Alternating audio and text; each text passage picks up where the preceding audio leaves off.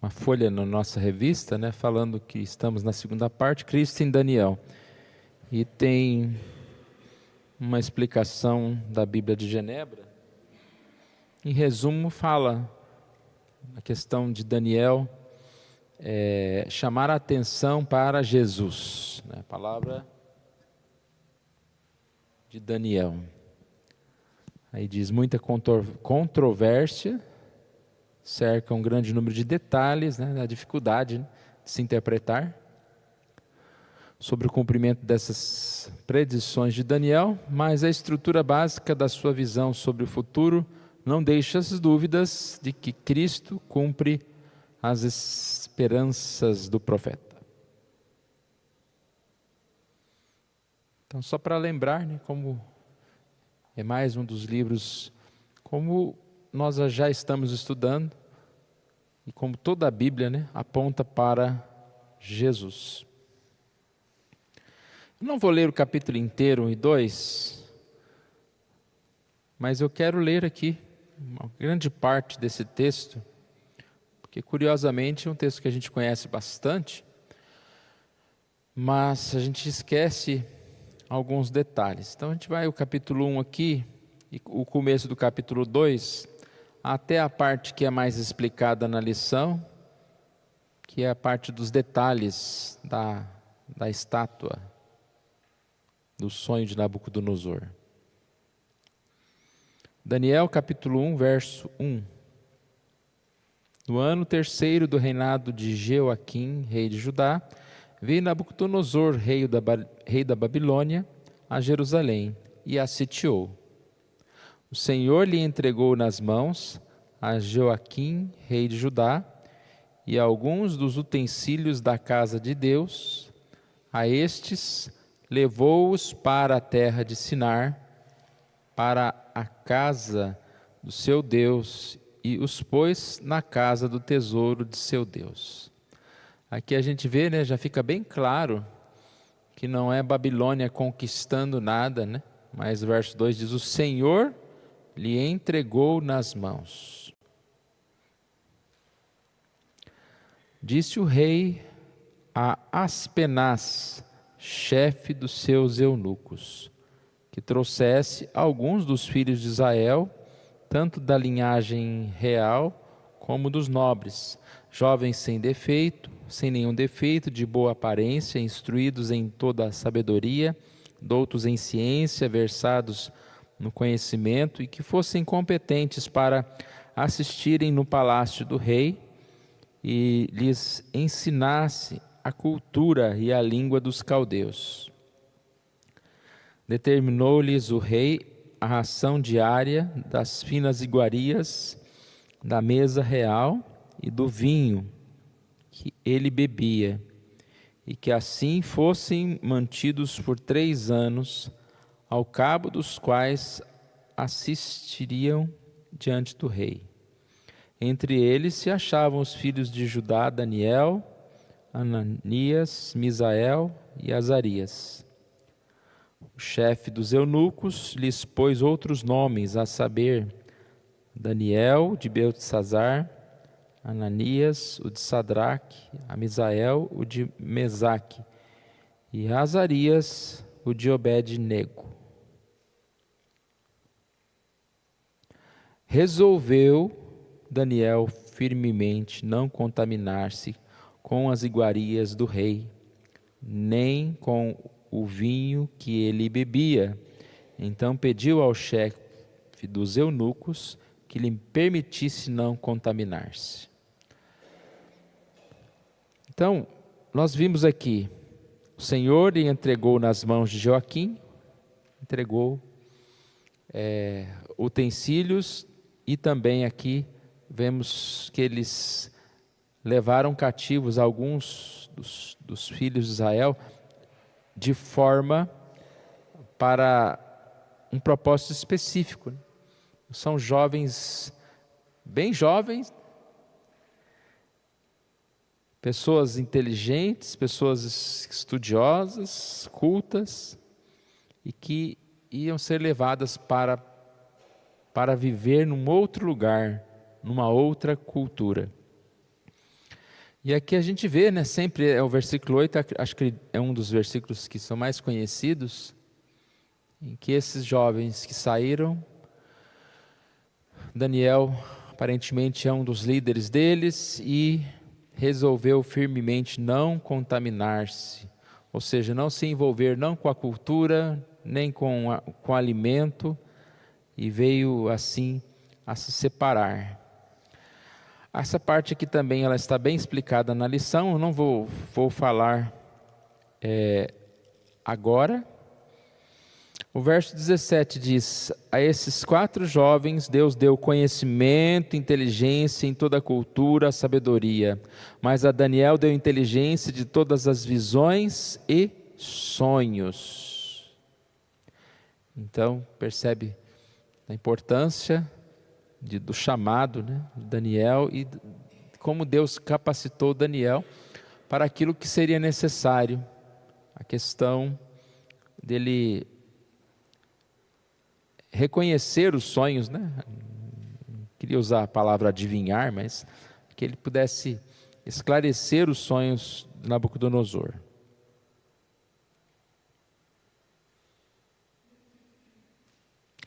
Verso 19: então o rei falou com eles, e entre todos não foram achados outros como Daniel, Ananias, Misael e Azarias. Por isso passaram a assistir diante do rei. Eles se destacaram, né, diante daqueles outros demais homens. Capítulo 2. No segundo ano do reinado de Nabucodonosor, teve este um sonho. O seu espírito se perturbou e passou-lhe o sono. Então o rei mandou chamar os magos, encantadores, os feiticeiros e os caldeus, para que declarassem ao rei quais lhes foram os sonhos. Eles vieram e se apresentaram diante do rei. E aí a gente vê, né, a grande curiosidade que ele queria não só a interpretação, mas queria que eles falassem qual foi o sonho. O verso 11, eles dizem, isso aqui, ó, a coisa que o rei exige é difícil, ninguém há que possa revelar diante do rei, senão os deuses, e esses não moram com os homens. Que declaração dura. Se há alguém aí, não é um homem que vai conseguir, são os deuses, e esse não mora com os homens. Mal eles sabiam, né, que sim, existia um Deus que poderia revelar, e esse morava com um homem, com Daniel. Ameaça de morte, entre esses Daniel também iria morrer. E assim, Daniel, ele se oferece para revelar o sonho e a interpretação. Ele sonhou com uma grande estátua, 2:31, 32, a cabeça era de fino ouro, o peito e os braços de prata, o ventre e os quadris de bronze, as pernas de ferro, os pés em parte de ferro e em parte de barro. Quando estavas olhando, uma pedra foi cortada sem auxílio de mãos, feriu a estátua nos pés de ferro e de barro e os esmiuçou. O título da lição é 2 reinos. Quais são os 2 reinos? O reino do mundo e o reino dos céus, o reino de Deus. E já nesses primeiros capítulos, nós percebemos a deficiência do reino do mundo, reinos que passam, e a vinda do rei, o rei dos reis, senhor dos senhores. No mundo pode existir um rei como Nabucodonosor, chamado rei dos reis, que nessa estátua ele era considerado cabeça de ouro, mas o rei dos reis, senhor dos senhores, Jesus, ele destrói todos os reinos desse mundo. E essa lição fala então para nós sobre essa necessidade de vivermos o reino certo. Em que reino nós estamos vivendo? Não basta ser cristão, né? Não, eu sou cristão, mas quantos que se dizem cristãos estão vivendo para os reinos desse mundo? A preocupação é só com as coisas desse mundo. Sobra pouco tempo para as coisas de Deus, para o reino dos céus. E se dedica muito aos reinos desse mundo. Vamos lá então? O livro de Daniel é o produto da experiência e das visões que o profeta teve quando estava exilado na Babilônia. Você imagina aqui a ideia: ser arrancado da casa aos 15 anos e levado para um país completamente diferente. Outra língua, outras crenças, outros costumes. Pressão para se conformar com a nova situação. Foi isso que Daniel viveu com seus amigos. Então ele precisou, bem jovem, morar em um outro lugar, uma terra de idolatria. Acredito que pela escolha, que eles não escolheram qualquer adolescente, qualquer jovem. Escolheram os melhores, aqueles que eram estudiosos, aqueles que, mesmo com pouca idade, já se dedicavam à cultura e a muitas coisas. E por que não dizer já pessoas que eram tementes a Deus. E quando você coloca uma pessoa temente a Deus, estudiosa, responsável, em qualquer lugar ela vai continuar firme, porque a firmeza dela está em Deus, naquela educação que ela teve, naquele estudo, naquilo que ela foi. O lugar revela, muitas vezes, aquele que nunca foi nada, né? Então, se o sujeito já não era estudioso, não era esforçado, não era temente a Deus, se ele tiver uma oportunidade de ir para uma Babilônia dessa, aí ele vai festar, né? Ele vai se entregar aos prazeres do mundo. E aí a gente percebe, até nisso, Deus teve um propósito, né, de permitir que a ideia era levar pessoas cultas, pessoas inteligentes, pessoas, de certa forma, mais preparadas, mesmo sendo muito, muito jovens. Nesse livro, ou nesse cenário, o livro apresenta o profeta lutando para manter sua fidelidade ao Senhor. E unidos a Ele, os 6 primeiros capítulos. Seus 3 amigos, unidos a ele, né? Daniel, seus 3 amigos, Ananias, Misael e Azarias. Ponto 1, a chegada à Babilônia. De início, Daniel e seus 3 amigos foram levados para a corte do rei Nabucodonosor. Então a gente já leu, né, um pouquinho.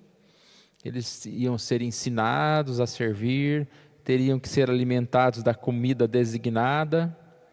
Só que a comida não era um padrão, vamos dizer assim, que era estabelecido pelas leis de Moisés. Aqui a lição diz, provavelmente era dedicada à divindade dos caldeus ou babilônicos, né? E aí resolveu Daniel firmemente não contaminar-se com as finas iguarias do rei, e nem com o vinho que ele bebia. E aqui já é uma grande lição, né? Eu acho que é a maior lição desse texto todo, porque na chegada, ele já se propôs a andar de uma forma correta, a ser diferente. E a palavra aqui não é só resolveu, né? Resolveu firmemente. A ideia de uma firmeza de decisão, de proposta. Quando a gente decide alguma coisa, A gente decide ou a gente fala, vou lá, vou. Na nossa cabeça, muitas vezes, a decisão ela pode funcionar como um gatilho de precisão mesmo. Eu vou fazer isso, eu decidi fazer isso. Eu não vou comer isso, eu não vou comer isso. Porque eu senti que Deus colocou na minha vida essa decisão, esse caminho. Mas qual é a firmeza das nossas decisões? Eu decidi não falar mais do meu próximo, mal do meu próximo.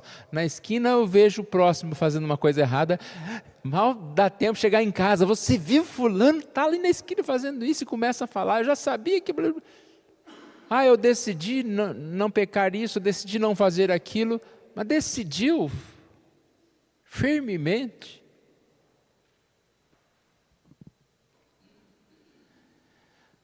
Quando a gente pensa em trabalhos, né, com pessoas que são drogadas, que mexem com álcool, coisas assim, a gente fala, é muito difícil trabalhar com essa gente, porque ensina, vai para casa de recuperação, tem um monte de gente ajudando, medicamento e tal, dá dinheiro, dá emprego, passa um tempo, o sujeito está lá de novo, lá na esquina, lá, bebendo e jogado lá. Acho que nem compensa cuidar dessa gente. E eu estava, nas minhas caminhadas, eu fico pensando, né? Eu falei, mas, peraí, não querendo falar mal dos irmãos, que eu faço parte dos irmãos. Eu falei, mas não é muito diferente na igreja? Porque a gente vai domingo após domingo, fala, não, ele deve amar o próximo. Irmão, você não pode pecar nisso, não pode fazer aquilo. Aí passa a semana, o irmão está lá brigando. Pô, outro irmão está... Eu falei, ou seja...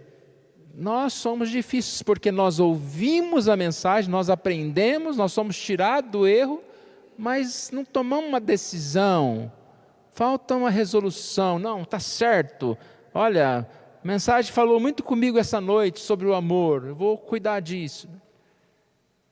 Eu brinco com a SAF, não sei se acho que eu já falei isso aqui, vou repetir. A SAF tem um projeto de 4 anos, está terminando. Toda madrugada, é amor, 1 Coríntios 13, amor, amor, amor.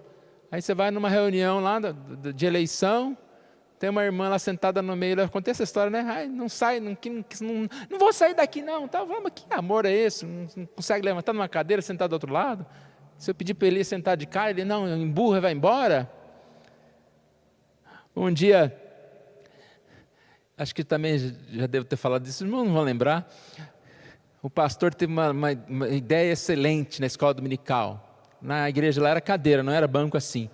E aí ele falou, irmãos, vamos fazer uma aula diferente hoje? Cada um pega a sua cadeira, vamos fazer uma roda aqui. Aí fizeram uma roda na igreja. Que agradável, né? Legal, tal. Sentaram lá. Teve um presbítero, fez uma cara feia, levantou e foi lá para o carro. Não sei porque acho que ele não foi embora, que a mulher dele não quis ir, né? Foi lá no carro e ficou sentado lá.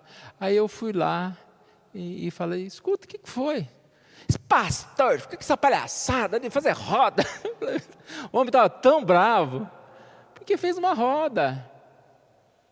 Então, não estou falando mal de A, B, esse já morreu faz tempo. Presbítero Eli.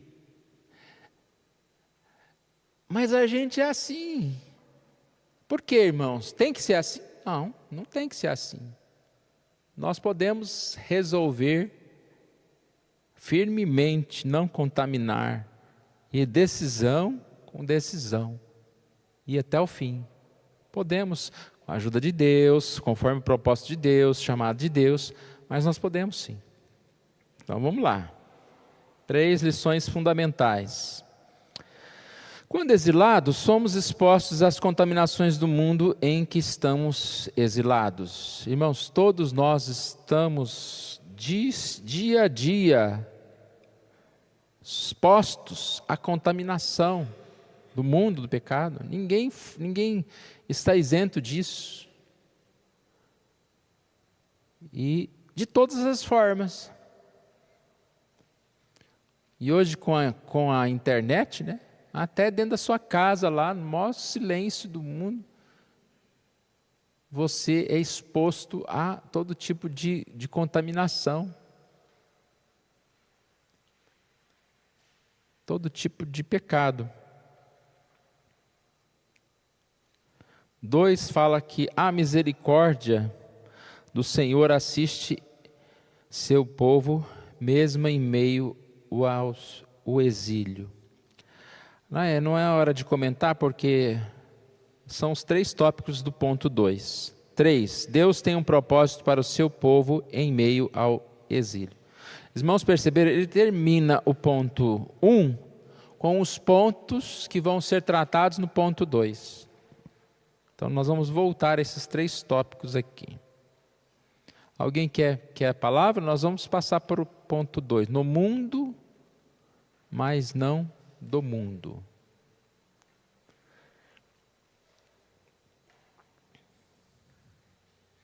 Então vamos lá, os 3 tópicos. Em primeiro lugar, assim como Daniel e seus amigos, estamos sujeitos às contaminações que há no mundo, que eu estava falando há pouco. Desde a queda, aqui diz que o ser humano está alienado ou exilado em relação a Deus. A nossa comunhão com Deus não é perfeita. Nós, de certa forma, temos um distanciamento aqui. E aí ele fala, quando alguém se converte, passa a fazer parte do povo do Senhor, permanece como remanescente fiel, os tempos de Ezequiel e Daniel, rodeado por situações que buscam afastá-lo de uma vida de santidade ao Senhor. Ou seja, a conversão nos reaproxima de Deus. O pecado afastou, mas a conversão, o novo coração que nós recebemos, nós nos aproximamos de Deus novamente. Mas somos rodeados por situações que buscam nos afastar. E aí ele fala do contexto de Daniel, que não é diferente do nosso, foi o que eu falei há pouco. Mas Daniel resolveu firmemente. Passaram por várias provações, que nós vamos estudar em outro momento. Fala aqui sobre a fornalha, a cova dos leões. Mas eles tomaram uma decisão e viram que Deus cuidou deles em todas essas situações. O ponto 2 fala sobre a questão da misericórdia aqui, Misericórdia do Senhor assiste seu povo mesmo em meio ao exílio. Devemos lembrar que Deus está no exílio conosco.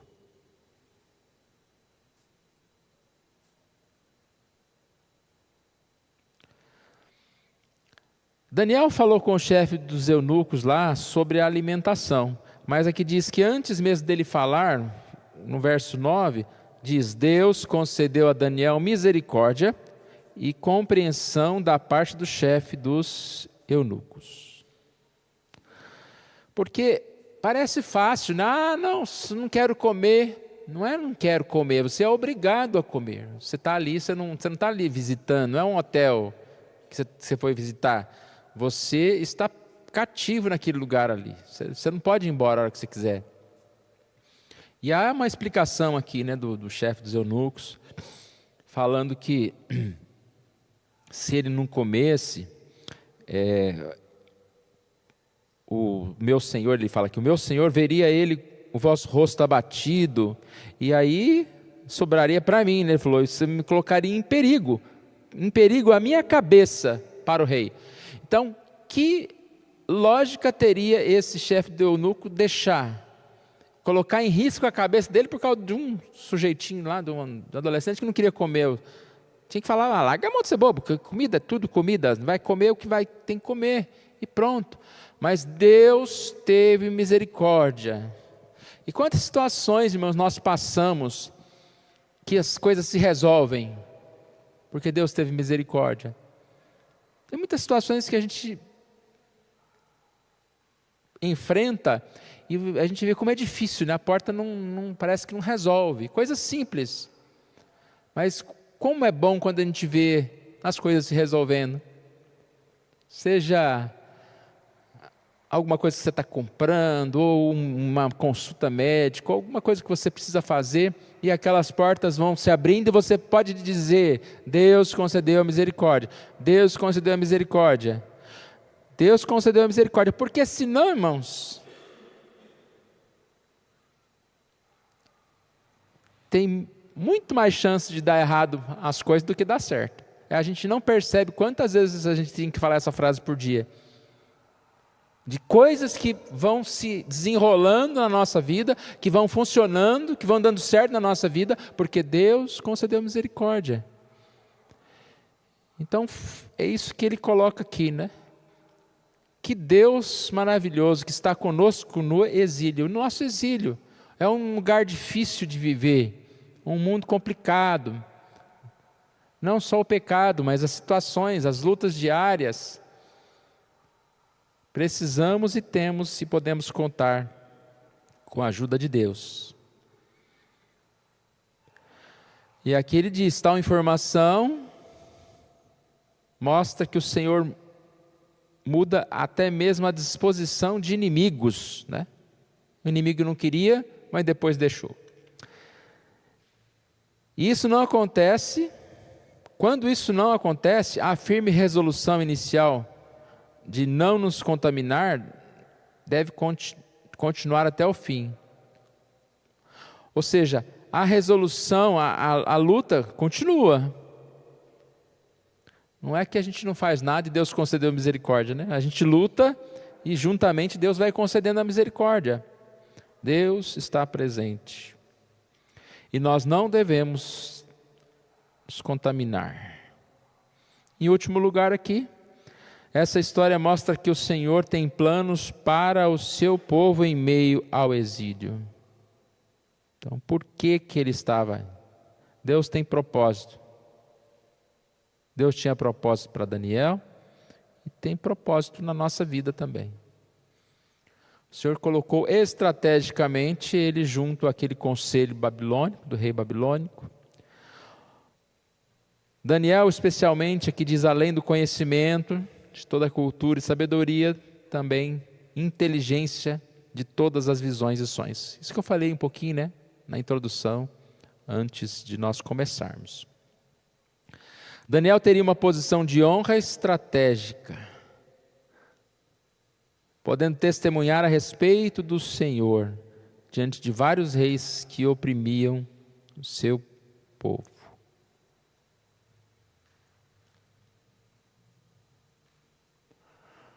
Vamos para o ponto 3.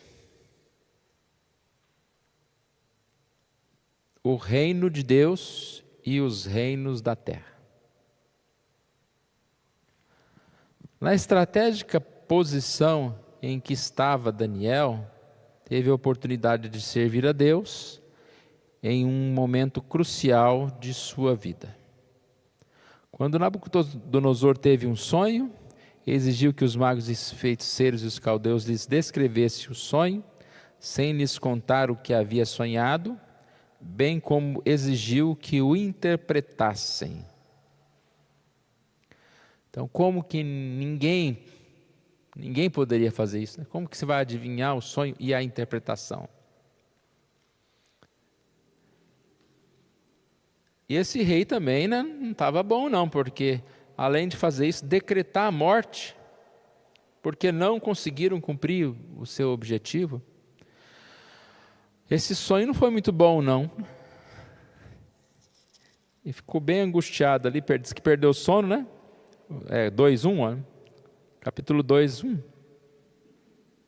Teve este um sonho, o seu espírito se perturbou e passou-se-lhe o sono. Então não foi um sonho qualquer, porque a gente tem sonhos assim, que dá uma perturbadinha, mas você logo nem lembra mais. Aqui foi daqueles sonhos, não sei quantos já tiveram na vida, 1 ou 2 ou 3, que é meio complicado assim de se entender, né? A ponto dele achar que se eles não conseguissem resolver lá o problema dele lá do sonho, eles iriam morrer. E aí entra então Daniel.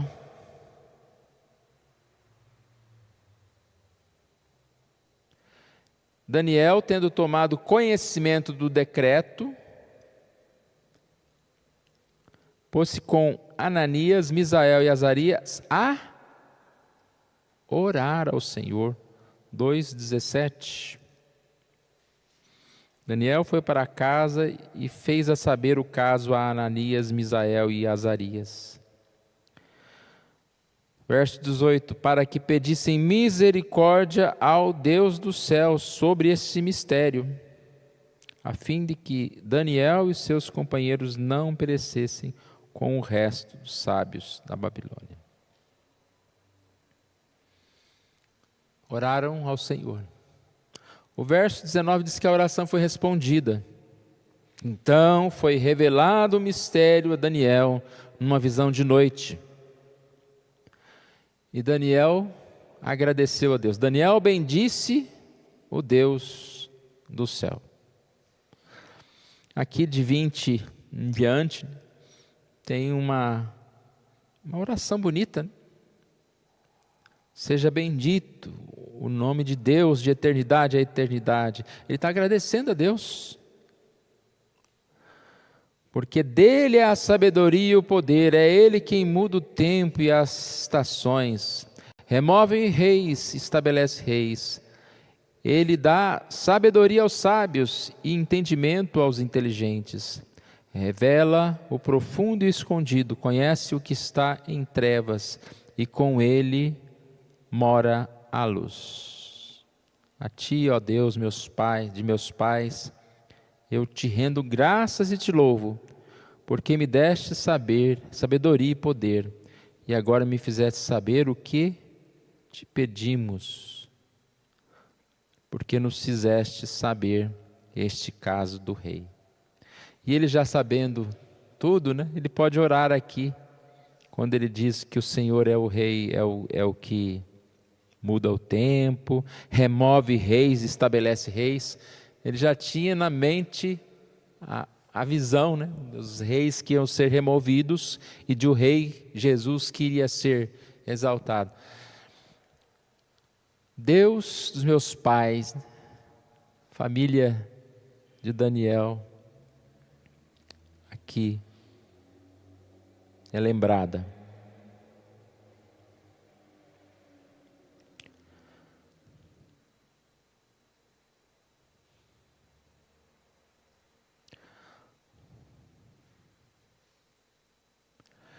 Ele relatou que o rei da Babilônia viu uma estátua composta essencialmente de 4 partes: cabeça de ouro, peito e braços de prata, ventre e quadris de bronze, pernas de ferro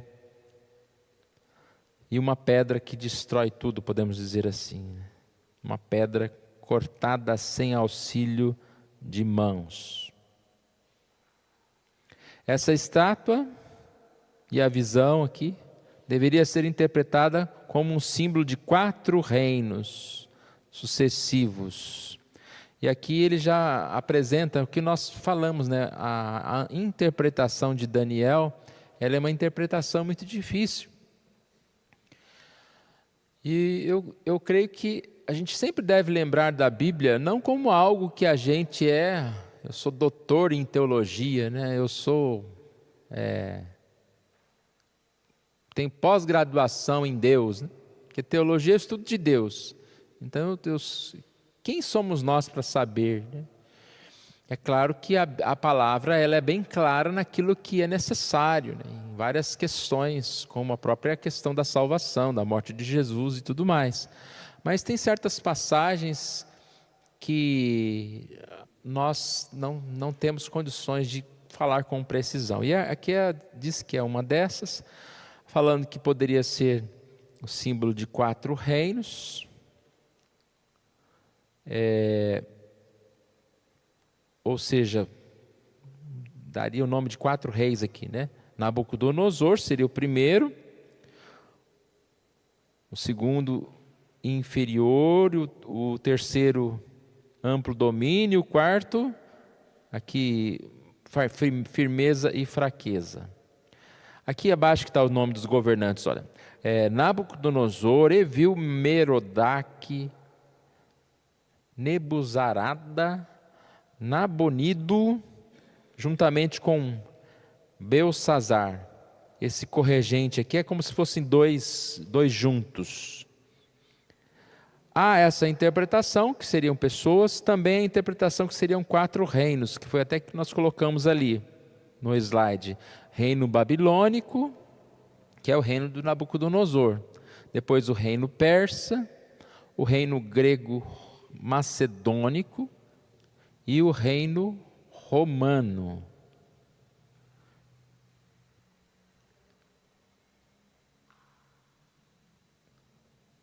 Os aspectos aqui que são colocados, os 4 reinos, ao final são um único reino.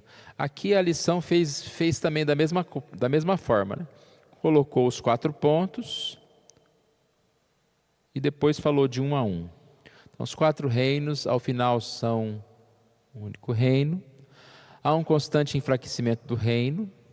Estes reinos são antagônicos, são divergentes, né? Contrários ao reino de Deus, e eles são destruídos pelo reino de Deus. Então vamos ver aqui rapidamente, né? Um por um aqui. 4 reinos, um único reino. Se é uma única estátua com partes, é essa ideia de que é um único reino. Quando a pedra corta o pé, ela não derruba só o reino lá de baixo, né? Desmorona tudo, todos os reinos e reinados. Então essa é a primeira explicação aqui, falando sobre estátua única. Nabucodonosor é chamado de rei dos reis, mostrando assim como um rei superior aos demais. Essa é uma característica também aqui.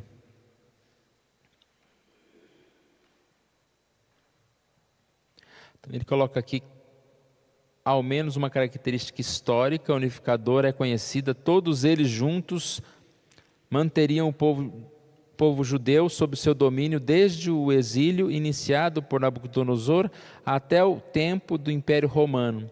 Ou seja, sempre quando a gente fala dessas profecias, a gente sempre tem aquela explicação, né, de que isso está relacionado ao tempo no qual ela foi explicada, ou seja, no fim do exílio babilônico, também aplicada à vinda de Jesus, que é o rei vindo, e aplicado também à segunda vinda de Jesus. Então a gente sempre tem esses 3 aspectos da mensagem.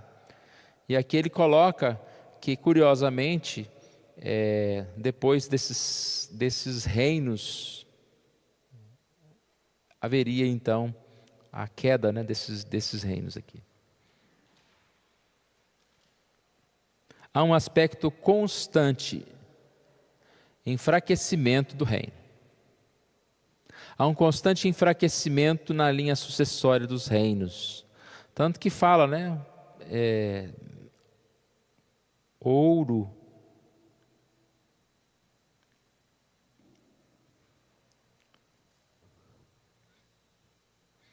está aqui no 32, 33, né?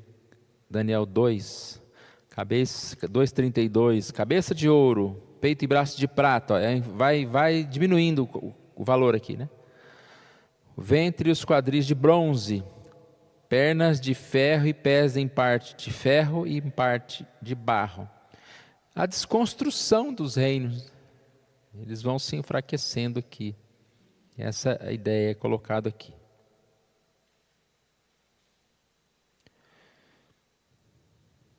Terceiro, esses reinos são antagônicos ao reino de Deus. São opostos, né? O reino de Deus é oposto ao reino do mundo. Daniel 2,44, nos dias destes reis, o Deus do céu suscitará um reino que não será jamais destruído. Este reino não passará a outro povo, esmiuçará e consumirá todos esses reinos, mas ele mesmo subsistirá para sempre. não é só antagônico no sentido de ser diferentes, de estar em lados diferentes, mas o poder é totalmente diferente, né? Enquanto um vem diminuindo e vem enfraquecendo, vem se tornando cada vez mais frágil, o reino dos céus, Jesus, Deus, é um poder eterno, é um poder inigualável. É o Deus que esmiuça todos os demais reinos. E o quarto aspecto,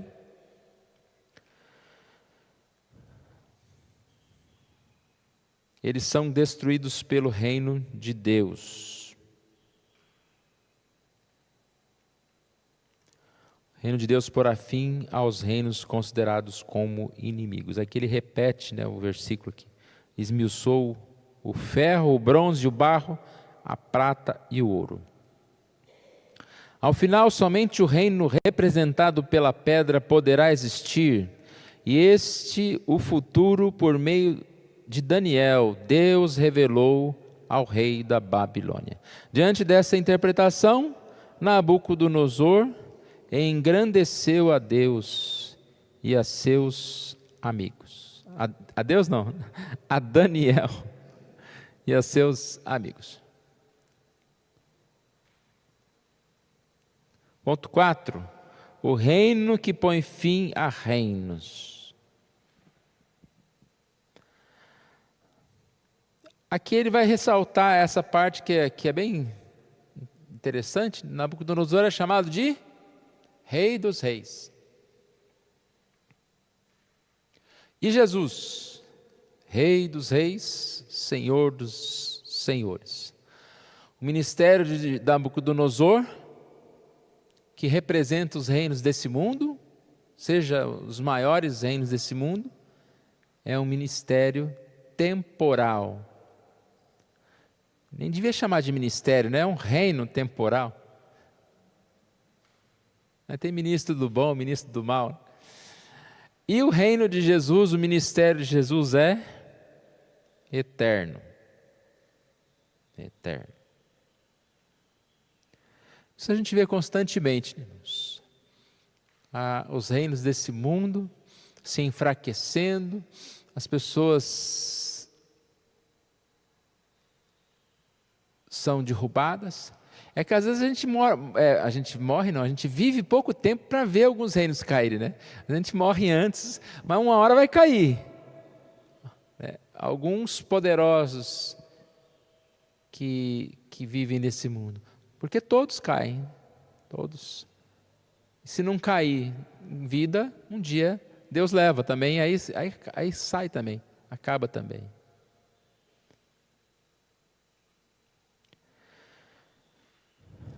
Sempre lembrando, né, que Deus permite, como nós lemos aqui bem no início, o Senhor lhe entregou nas mãos,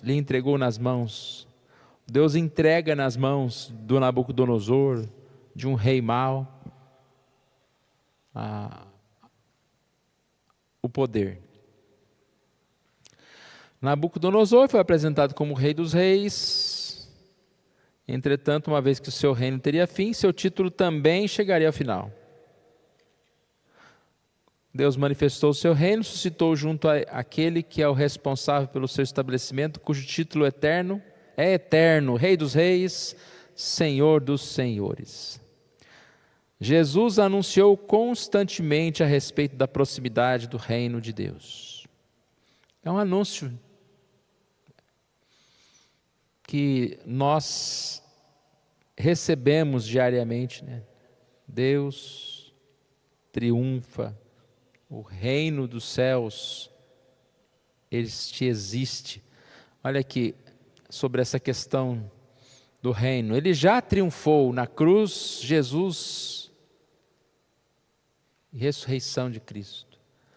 Triunfa constantemente através da nossa vida. É o reino que deve reinar em nós. E triunfará definitivamente quando Cristo voltar. Nenhum outro reino existirá.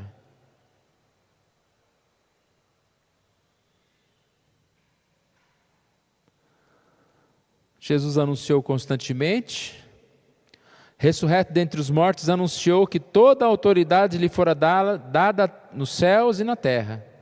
Seu reino, como prometido a Davi, se estenderia sobre todas as nações até os confins da terra, governando e despedaçando reinos, assim como é possível despedaçar o barro. Assim também é mediante a ascensão do seu reino, que ao seu povo tem a liberdade de ir a outros reinos, testemunhando a respeito de Cristo para a salvação daqueles que estão sujeitos ao reino inimigo. Está falando aqui a respeito da evangelização, né? da proclamação. Nós recebemos esse reino, temos a liberdade para testemunhar do reino dos céus. Estamos chegando no fim, irmãos. Alguém quer falar? Fique à vontade, viu?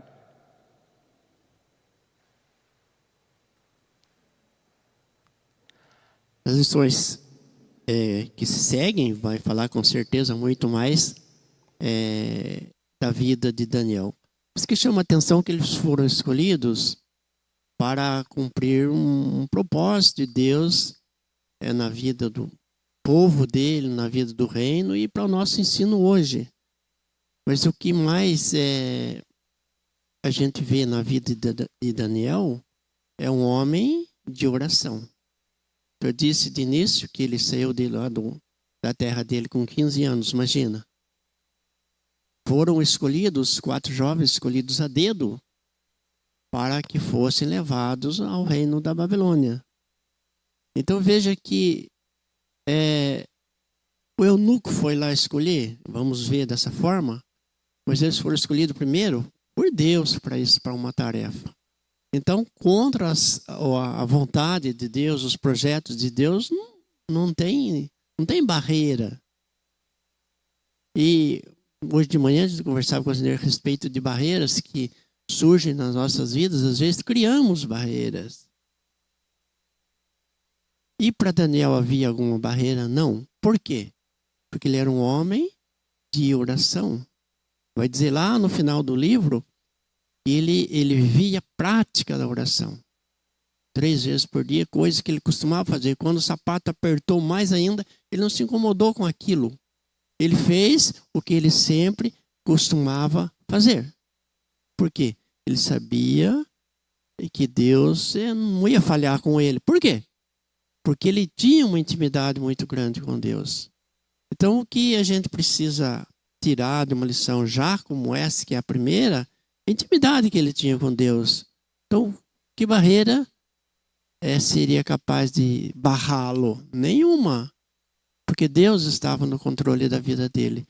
E quando Deus está no controle, a lição já falou isso, não tem barreira. Não existe barreira, não. Por quê? Porque Deus está acima de todos os reinos. É Ele que domina tudo. A seu tempo, às vezes a gente sofre muito, porque o senhor disse de início também que a gente vive muito pouco para ver as coisas acontecerem. Então, a nossa dificuldade está aí, no nosso tempo que é limitado. Daí a gente volta a lembrar que o tempo tem que ser bem aproveitado, o tempo é de Deus, e a gente precisa cuidar disso, fazer a nossa parte nesse cuidado. Se nós fomos chamados para uma tarefa, essa tarefa tem um tempo para ser executada. Ou não? Não, vamos deixar para depois, mais depois.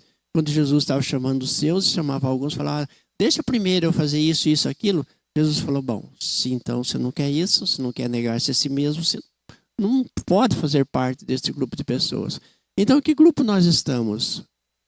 No grupo de Daniel, que era um homem de oração, que era um homem que tinha visões. Somos como o menino do ponteiro do relógio, que a nossa aparência que vai valer se o ponteiro está no lugar certo ou não. Então, são questões, para mim são questões, interrogações que estão no meu dia a dia. Como eu tenho sido, como eu devo prosseguir o meu comportamento, eu tenho que mudar. Eu acredito que tem que mudar assim todo dia. Por isso que nós oramos com o Salmo 139. Sonda, meu Deus, conhece o meu coração. E guia-me pelo caminho eterno. Então a lição para mim, ela fala muito de perto a respeito da nossa intimidade com Deus. Fora disso, não há vitória, não há sucesso na nossa vida em sentido nenhum. Professor, o ponto 4 aqui, fala o reino que põe fim em palavrinha que prestar bem atenção, a gente acaba falando, né? Fala que Nabucodonosor foi apresentado como rei dos reis. Rei de reis. De reis. Só essa palavrinha que é. Né? Então, tem uma diferença muito grande, né? Está lá no versículo 37, capítulo 2. É só isso que eu queria falar. Uma coisinha só que eu fiquei pensando, que o Pérez já colocou também, traz a nossa vida, né? Um ensinamento para a nossa vida. Nós vimos já desde o início, quando os 4 jovens foram levados cativos, né? Exilados. Nós vemos, né, como a lição foi muito bem detalhada, né? Eles foram, assim, levados para um outro tipo de vida, um outro mundo, podemos dizer, né? E um ponto também que é muito interessante é que na leitura nós vemos lá que isso foi colocado lá está escrito Deus, no templo de Deus, mas um Deus minúsculo. Era os ídolos, né? Eles que serviam a Deus, nosso Deus, eles chegaram lá, foram ver um mundo totalmente diferente. Então, o que acontece com a nossa vida também, né? Às vezes nós somos colocados em algum lugar que nós precisamos de colocar a nossa posição, né? Creio que é um dos versículos, até como o senhor citou, Daniel, ele resolveu firmemente. Então, a gente tem aquela firmeza de dizer não é não e manter firme. Então é um momento de nós darmos o nosso testemunho. Então, baseado no que vocês falaram, eu acho interessante essa ideia. Essa lição, ela não fala só de Deus de Daniel, mas fala do Daniel de Deus também, né? Ou seja, Deus é o Deus das promessas, o Deus da misericórdia, o Deus do perdão, o Deus da fortaleza. Mas o Daniel também se mostrou como um homem de oração, né? Como um homem temente a Deus, como um homem conhecedor da palavra e como um homem que se dispôs a ser usado por Deus. Então a gente precisa sempre ter essa ideia, né, de que Deus é tudo para nós, mas nós precisamos também tomar decisões e buscar ao Senhor. É a nossa intimidade com Deus que vai dizer, né? A maneira das atitudes que nós temos que tomar. Quantos nós vemos na Bíblia de pessoas que tomaram o nome de Deus para tomar a decisão e deu errado? Por quê? Porque a intimidade dele com Deus não era como a de Daniel.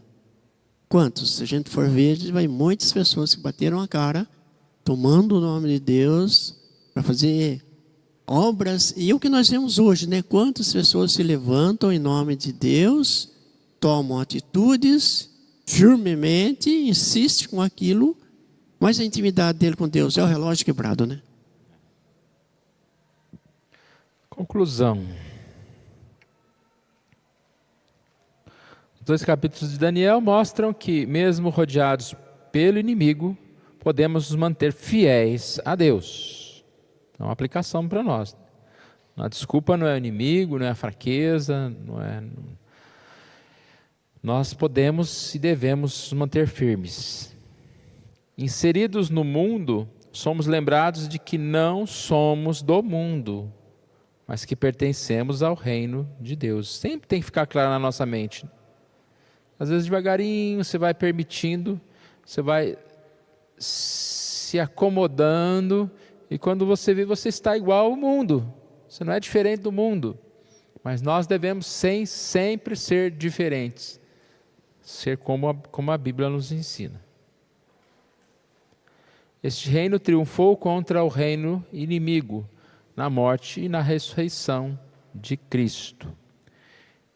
Ele triunfa todas as vezes que vencemos o pecado e triunfará definitivamente quando nenhuma expressão sua, ou seja, nenhum reino antagônico a Cristo exista após o último dia.